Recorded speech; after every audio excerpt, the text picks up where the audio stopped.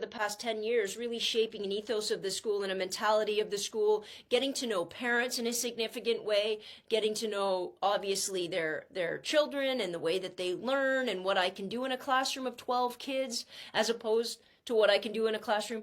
For all of those reasons, it's better. It's a better education. And a lot of parents will say, or I'll say to parents, well, how big do you want Metro to get? And I have a very particular, in my head, it's 350. A school bigger than 350, in my opinion. I can't step out into the hall as vice principal and know where they're supposed to be. And know every kid, and yeah. Know if they're having, I don't need to know them deeply. Know if they're having a good day. Know if there's a problem. Know if there was a death in the family. Know that their parents are going through something. To me, forget math curriculum for a second. Anybody who's a teacher knows 50 to 60% of our teaching is handling their mental capacity. And I don't just mean that with anxiety and depression and all the things kids go through. I mean that quite literally in an empowerment kind of way. No kid can fly under the radar. So if a kid's going to get 97, guess what? They're going to do that anywhere. Have a good day. If a kid hates school so much they don't even want to go, they're not going to go.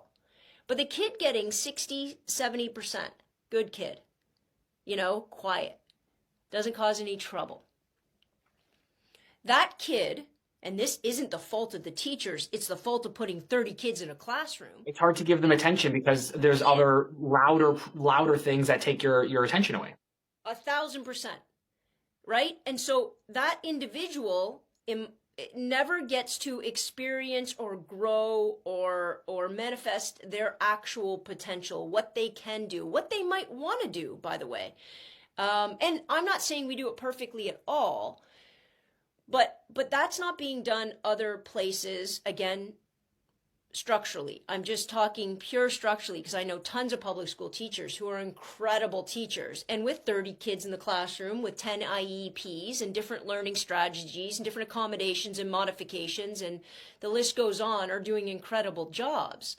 But not one of them would say they couldn't do a much better job if you reduce the size of that class. Well,